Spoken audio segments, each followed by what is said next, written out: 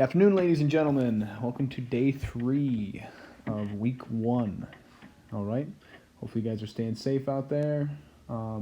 Make sure you guys are staying on top of your studies. Make sure you guys are trying to reach out to me if you have any issue with downloading these videos or downloading the material or understanding the material. Okay. It's important that we are all working together to make sure you guys aren't digressing as far as the information we've learned this year thus far. So make sure you guys are staying on top of this, all right? Even though it seems like material we've already done, these are all these are all potential Regents questions. So think of this as kind of like our review at the end of the year, if you will, all right? So since we probably won't be getting that, we're doing our review now. So let's make sure you guys are staying on top of this. So anyway, this is day 3, number 11, all right? So I think the first one is a density problem, if I'm not mistaken. So a machinist creates a solid steel part for a wind turbine engine. The part has a volume of 1,015 cubic centimeters. Steel can be purchased for 29 cents per kilogram and has a density of 7.95 grams per centimeters cubed. If the machinist makes 500 of these parts, what is the cost of the steel to the nearest dollar? Okay, so let's take a look.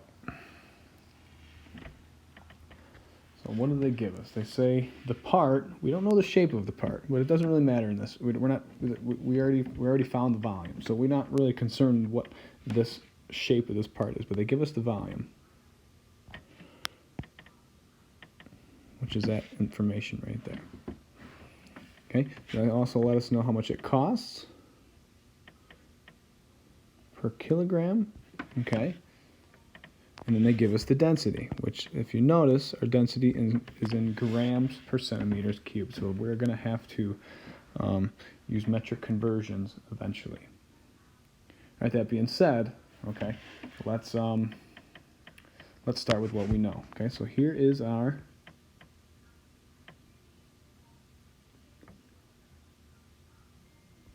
density triangle.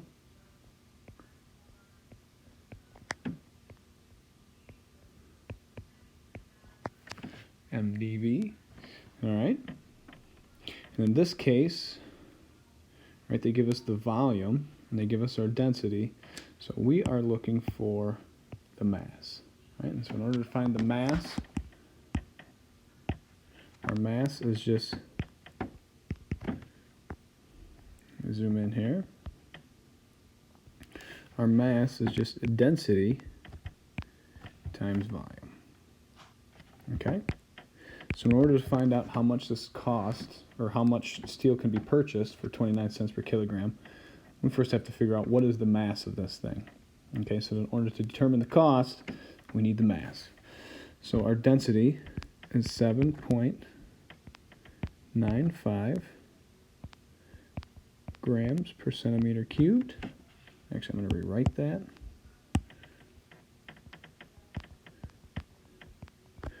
Grams per centimeter cubed, okay, times our volume, which in this case is 1015 centimeters cubed. Okay, and you're probably wondering, why did you write it like this?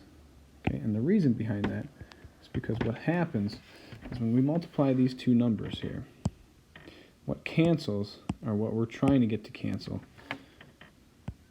is our centimeters cubed. So what we're left with is a number in terms of mass, in terms of grams, all right? So 7.95 times 1015,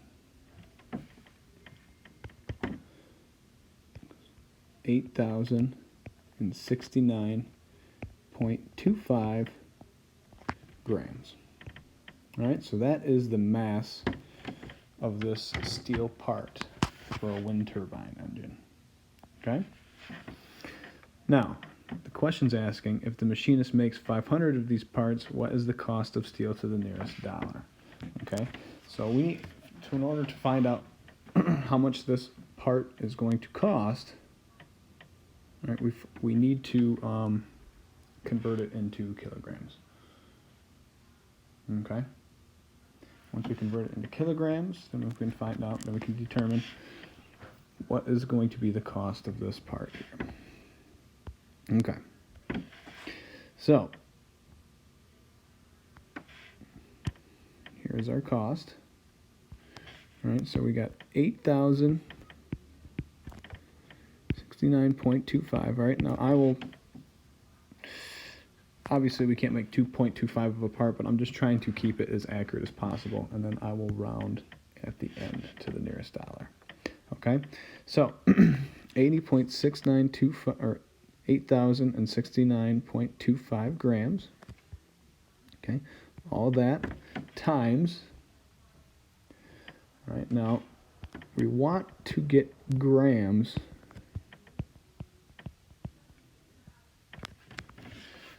We're looking to try to get this unit of measure to cancel. Okay, so in order to do that, all right, I got to set up a conversion here. So what I set up here is 1 kilogram is equal to 1,000 grams. And we should have seen this earlier in a homework a few problems back. All right, so what happens is these two things will cancel. The grams will cancel. And now we can determine our cost, how much steel can be, how much this part is going to cost. All right, so our grams are going to cancel, and now we're left with $0.29 per kilogram. Okay, that is our cost of the steel. Okay, now if you notice, okay, not only do our grams cancel, but our kilograms cancel. And so the number we're left with will be the cost of this part. So what we should have left is 8,069.25 over 1,000 times 0.29.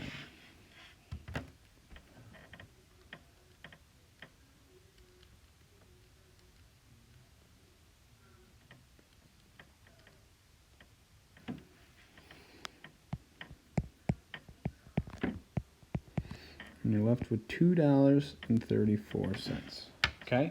So what we just found here, all right, based off the information they gave us, we just determined that the cost of this steel part, okay, is going to cost $2.34 to make. Okay, based off of the volume and its density. Okay? So that's what we just found. Now, the problem is asking if the machinist makes 500 of these parts, okay, what is the cost of the steel to the nearest dollar? All right, so again, I'm going to go 2.34 times 500. And so if this thing costs $2.34 a part, and that means to make 500, it's going to cost $1,170. And that is the answer to number 11. Okay, pause the video if you need more time to look it over.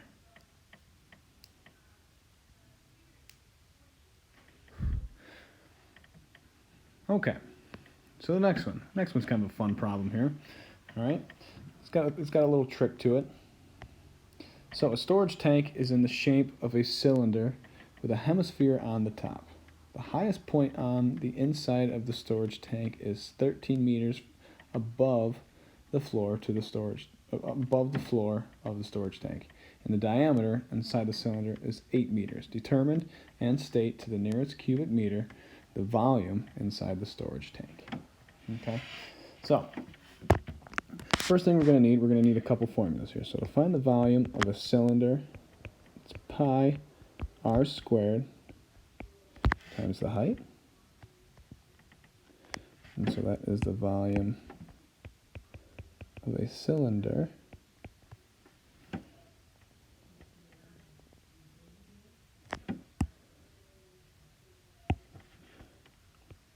And the volume of a sphere is 4/3 pi r cubed. Okay? Now, both of these formulas will be on your guys' regions, all right? But still doesn't hurt to try to memorize them or at least be familiar with them in the sense so you don't always have to go back and check, okay? So, now let's put some pieces together here. All right, first off, if you notice, we got this cylinder here. All right, so I'll outline it here for you.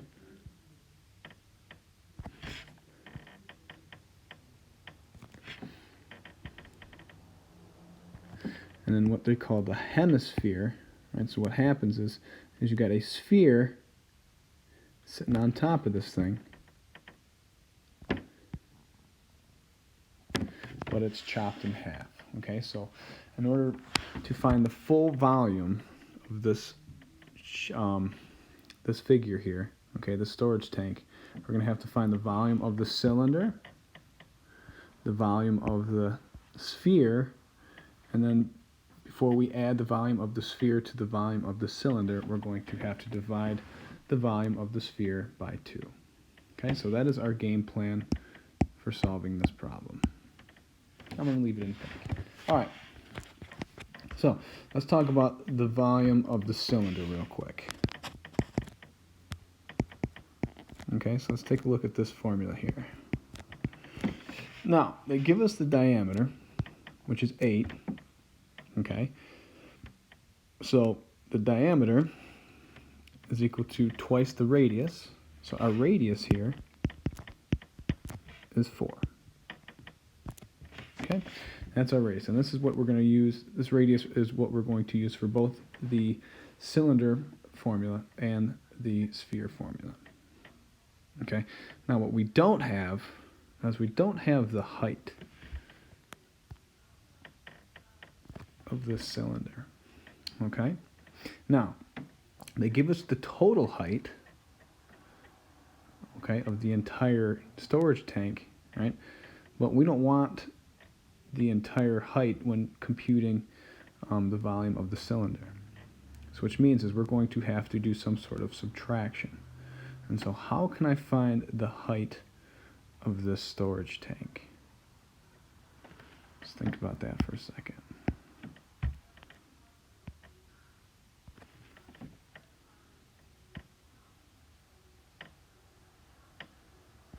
Okay, so I just drew a radius in there. All right, now our radius, we know, is 4.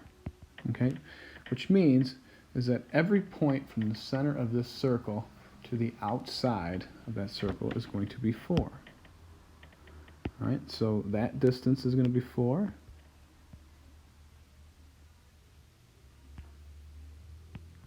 The distance on the left is going to be 4. And then the distance from the center to the top is also going to be 4. So every point, or every point on the outside of the sphere, okay, is equidistant from its center. So therefore, our height, okay, this piece right here, is 4, which means the height of the cylinder is 9. Okay, so that is everything we need in order to solve this piece. Okay, so let's finish the volume of this cylinder here. So the volume of the cylinder is pi times 4 squared times 9, which is equal to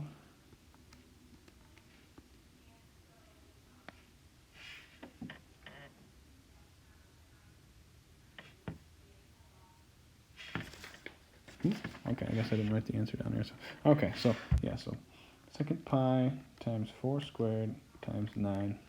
I was hoping I had the answer written down somewhere, but I guess I didn't finish this problem here. I just kind of just finishing it right now. So anyway, there is the volume of our sphere. So this is in meters cubed.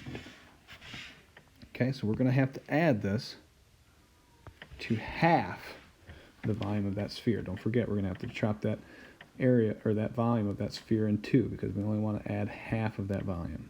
All right, so let's look at the volume of the sphere. All right, again, our R is just 4. We're going to cube it.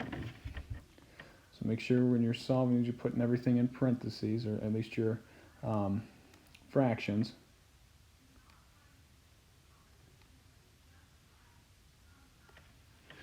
And you should get a volume of 268.0826, okay, meters cubed. And eventually I am going to round that off here to the nearest cubic meter. Just right now I just want to get the most accurate answer I can.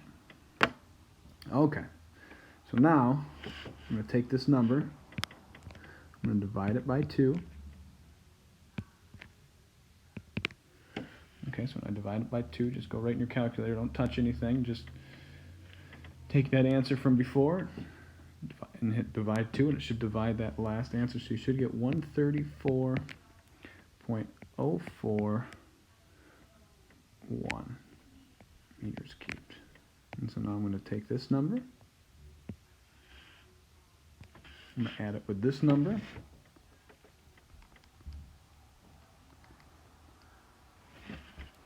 you should get 586.43. This is rounded to the nearest cubic meter. So our answer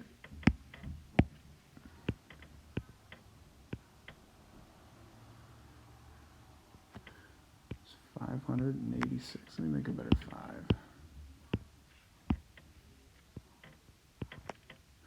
And this is meters cubed. Okay, don't forget your units. All right, it's not a bad problem. Okay, lengthy in the sense that there were some things we had to kind of do first to kind of put the pieces together, but I think once the pieces all kind of fell into place, it was just a matter of just plugging everything in your calculator, in the formula, and chugging right along. Okay, so pause the video if you need any further instruction here. Put some stars by that. So when you guys look at your answer key,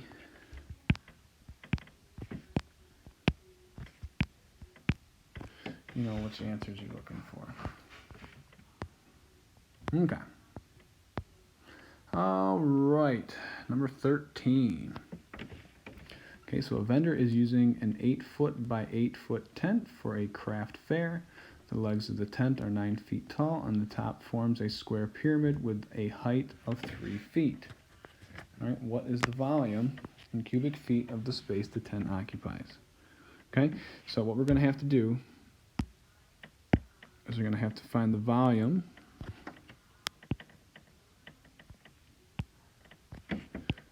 of this rectangular prism. Okay.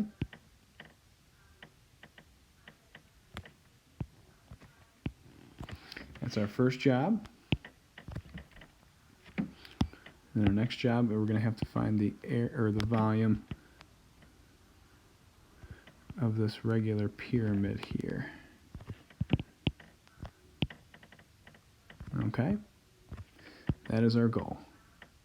And I think they give us everything we need. All right, it's just a matter of plugging things in the right place. So, to find the volume of a rectangular prism, it's just length times width times height, which in this sense is just going to be 8 times 8 times 9, which is equal to, let's go in here, 8 times 8 times 9, 576 feet cubed. All right, and to find the volume, a regular, whoops, forgot the 1/3 big B times little h. Okay, so what does the big B stand for? Let me put that in a different color here. Okay, the big B is important. The big B stands for the area of the base. Okay, and now if we're to look at this from the top, okay, well that's no good. It's supposed to be a square.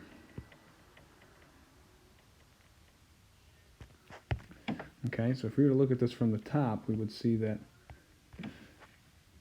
area of our base is just 8 times 8, which is 64. Okay, and move that up there. So it's going to be 1/3 times 64 times our height. Now we're talking about the pyramid now. Okay, and our height, I'm going to circle it in green, is 3.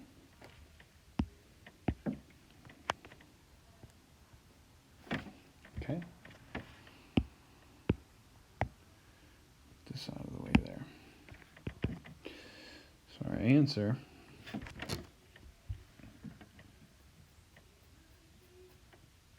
I think it's just going to be 64, right? 64. Yeah, how cool is that? It's just 64 feet cubed. And then what do? We just add these two numbers here. So 576 plus 64. And you get 640 feet cubed. Okay, so 576 plus 64 plus 640, which is definitely what we see right there. Okay, not too bad of a problem, kind of straightforward. Just, again, we had to kind of put some pieces together here. So we found 2 different volumes, and then we added them together. All right, so we put some stars here so we know which one's the answer.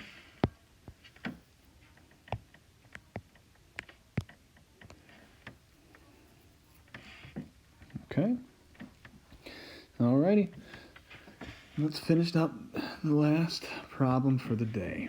Okay, so this one shouldn't take me a whole lot of time to go through. It might just look a little tricky at first. So Francisco needs the 3 pieces of glass shown below to complete a stained glass window. The shapes, 2 triangles and trapezoid, are measured in inches.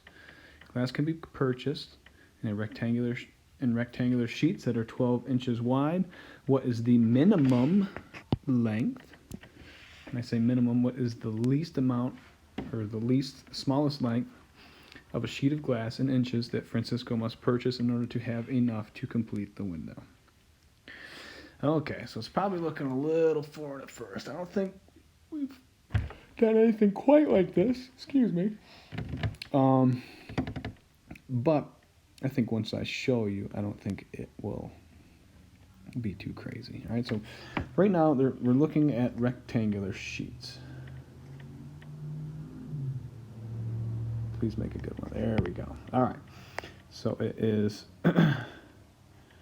12 inches wide, and we want to know what is the minimum amount for this length right here.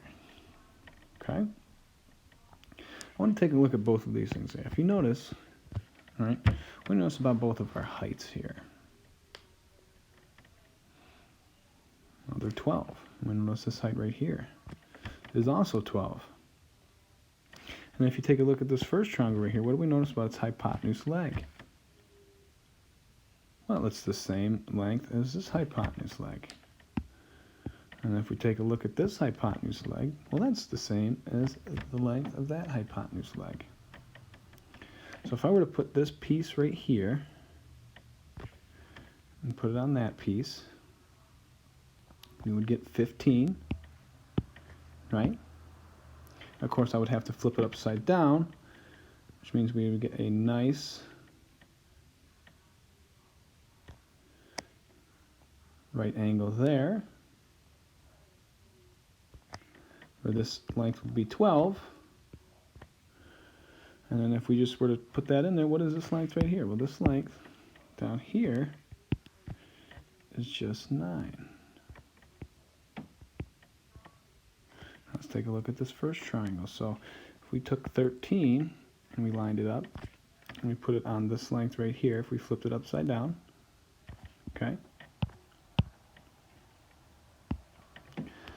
and then this length matches up with 12.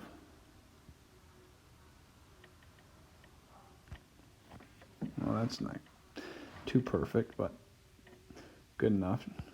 Okay. That's going to bug me a little bit.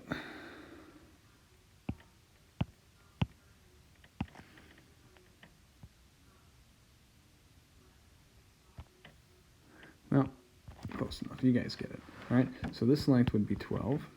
And now this one down here would be 5. So we get 5 plus 11 plus 9 is 20. This down here is 20. 12 and 12. Okay. So we got ourselves a nice rectangle here. All right. So what is the minimum length? Would have to be 20.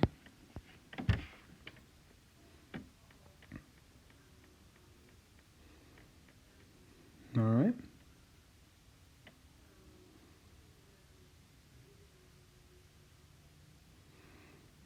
Okie doke. I guess another obvious, or maybe not so obvious, method. All right. Is if we did this.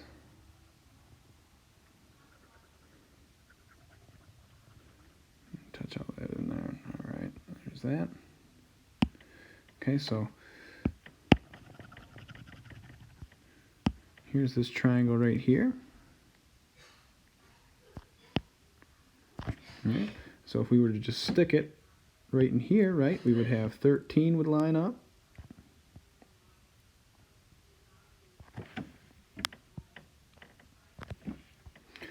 And the 13 would line up, and the 12 would line up, and then the 5 would be right here. And how do you create